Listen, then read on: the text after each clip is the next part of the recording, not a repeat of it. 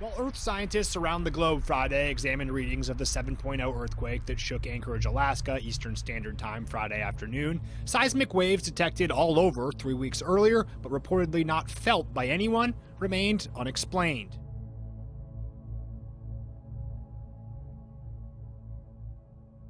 Seismographs all around the world detected those waves, including this one in the bedrock beneath Fordham University. I actually have no idea what happened on November 11th.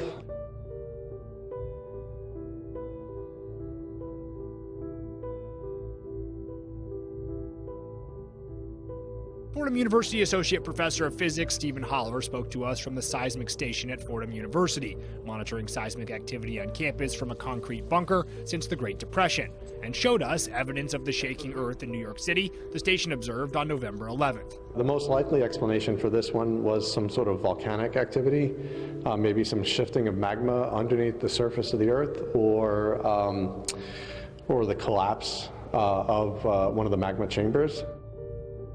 A major earthquake has struck near Anchorage, Alaska. The quake measuring 7.0 has caused extensive road damage. At least one highway buckled in several places. Multiple roads and overpasses are shut down in and around Anchorage right now, and this is why. Look at this crater in the street caused by that magnitude 7 earthquake. Several streets have buckled, others have completely collapsed. We also have some video from the 6th floor of a courthouse where you can see the courtroom shaking and the attorneys diving under their desks as the lights flicker and debris starts falling from the ceiling. Students also hid under their desks and products tumbled from store shelves. Social media has been inundated with posts and videos showing the moment the earthquake rumbled through southern Alaska around 8:30 local time this morning, just as people were getting ready for work and school. This one showing a woman grabbing her son as the inside of the house starts shaking. The dogs were also clearly rattled. And here's a look at the damage from inside the newsroom of CBS affiliate KTVA. Glass and water across the floor, cracks in the walls, and chairs tossed upside down all over the place. Here's some of their reporting moments after the earthquake hit. This thing came on, and within seconds, a matter of just a few seconds, the newsroom looked like that. Things were falling, there was a dust in the air. Every time you were breathing it, it kind of hurt. Several aftershocks shook the area Saturday morning, and despite the damage, there are no reported deaths. The earthquake rattled buildings in Anchorage with tremors so strong they could be felt up to 350 miles away. It was shaking like forever. That scared the crud out of everybody, and everybody's freaking out a little bit. Students dove under desks to take cover as the quake rocked classrooms. And concerns about structural damage led the Anchorage School District to cancel classes through next Tuesday. Thousands lost power. Downed lines were the expected cause of this church fire. The quake ripped through major roads across the region, including parts of Alaska's scenic Glen Highway. Traffic piled up for miles. Everybody just ran out. Alongside Governor Bill Walker, we were some of the first to return to his office in Anchorage since it was evacuated Friday morning. Oh, wow, look at all that. He was in one of the building's elevators at the time of the quake. Well, at first I thought it was the elevator, but then it really got going. And I thought, wow, this feels like the big one. This feels like something that could really do some damage. Later, he surveyed the damage from above with the Alaska National Guard. Walker told us it brought back memories of the state's devastating 9.2 magnitude earthquake in 1964. The sheer strength of an earthquake, that you can crumble a perfectly good highway, you can buckle a bridge, it was amazing, the power behind what we saw. Just walking up after this earthquake, holy smoke. Look at this. Hey, be careful with the clip, because there's nothing hanging under the ground there. Yeah, we got to be careful because we don't know what could happen. We need to get back off this. Holler dismissed theories of asteroids, the supernatural, or an alien spaceship, instead calling the low-frequency waves almost certainly geological in origin. There is a mystery to be solved, but how big of it is, I don't know. Well, a huge sinkhole in South Philadelphia is a big inconvenience for residents. This is the 1200 block of Dickinson Street. Jim, good afternoon. And did it ever cause this street to cave in? Let's go ahead and show you right now, watching the water department workers here, essentially what appears to be, in scheme of things, bypass surgery.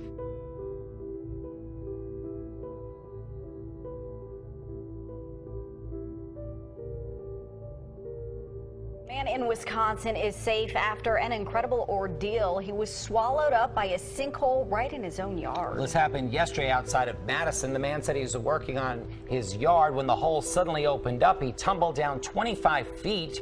There was no one around. He didn't have a cell phone with him, so all he could do was scream for help. Almost half an hour later, a neighbor heard him and called 911. I thought I was going to be buried alive. I really did. The dirt, I mean, I couldn't hardly look up at the hole because the dirt was still falling. I mean, it just kept like crumbling. Every move I made, it was like you could feel it crumble underneath my feet. I was sleeping and the super knocked the door and he's like, oh, please come out, we have to evacuate the building. When I came out, there was a hole. A sinkhole, exposed plumbing after this section of property next to the Fairview Gardens apartment building in Fairview, New Jersey, collapsed. And the damage doesn't end there. This retaining wall destroyed too. Thankfully, nobody was hurt. Roughly 40 apartments evacuated. Residents forced to leave their homes because of the structural instability. It's insane, you know, just to wake up at 3 in the morning to hear this happening, and then, for them to tell you, you have to evacuate the premises. The concern here on this side is that all of this damage could lead to more homes having to be evacuated. Breaking situation in Southeast D.C. A large sinkhole opened up on 6th Street. You have a D.C. Metro bus kind of stuck here in the middle of the 3500 block of 6th Street Southeast. Take a look. There it is. It's this sinkhole here, and the water is flowing. There are D.C. water crews here who are trying to turn the water off right now, and you see it's right here in the middle of the street. Hey, good morning. And you've got a couple of cars that were parked on the side of the road there that are kind of tipping into this sinkhole, which stretches even beyond the bus. Behind the bus, the pavement is kind of sunken as well. This is the worst of it right here. And so police have this entire stretch of 6th Street here blocked off.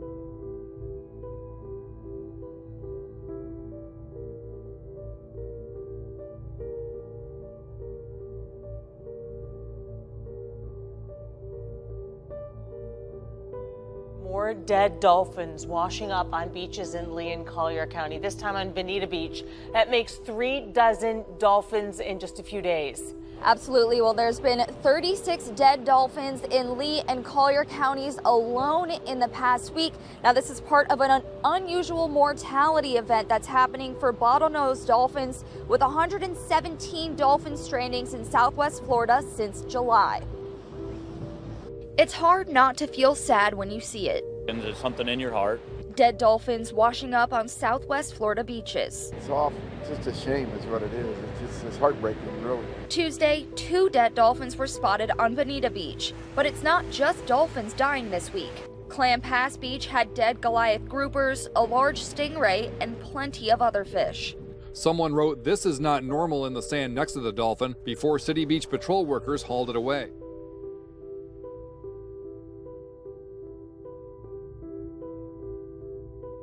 "145 whales are dead after becoming stranded on a remote beach. The whales were discovered this weekend by a hiker. Half of the whales were dead by the time authorities arrived. The other half had to be put down as it would have been too difficult to save them. New Zealand's Department of Conservation is now investigating what caused the whales to end up on shore. Possible reasons could be navigational errors, sickness, or falling tides. Another 51 pilot whales have died after washing ashore New Zealand's coast. More than 200 whales have died in separate cases over the past week in this region. It's unclear what exactly is causing the whales to float ashore. Some scientists also cite underwater noise as a possible factor. Earlier this week, 145 pilot whales and 9 others also washed ashore and died in New Zealand.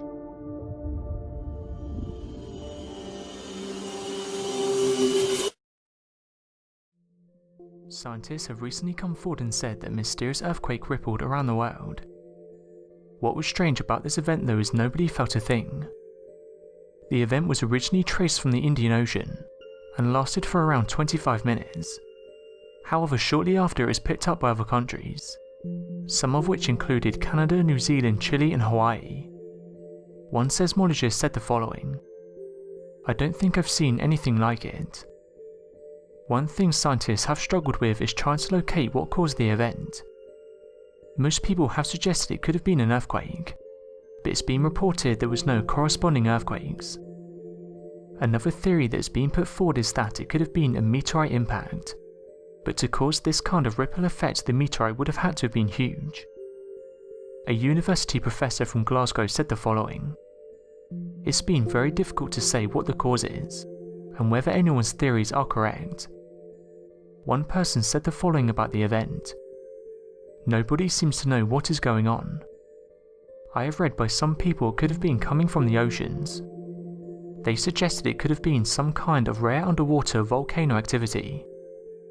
Some people have linked this event to the mysterious booms that were heard a few months back. Loud mysterious booms were reported in many towns across the US. In Pennsylvania, residents had been hearing them for months. It even got to the point where authorities got involved. Authorities asked that those who notice anything odd to call the police immediately, and not to investigate on their own. What's strange is that no one seems to be able to identify where the noises are coming from, or what is making them. The majority of people reported that the sounds happened between 1 AM and 4 AM. One witness said the following: "It's like a really loud boom. I could feel it shaking our house. It's so loud that it actually scares my daughter."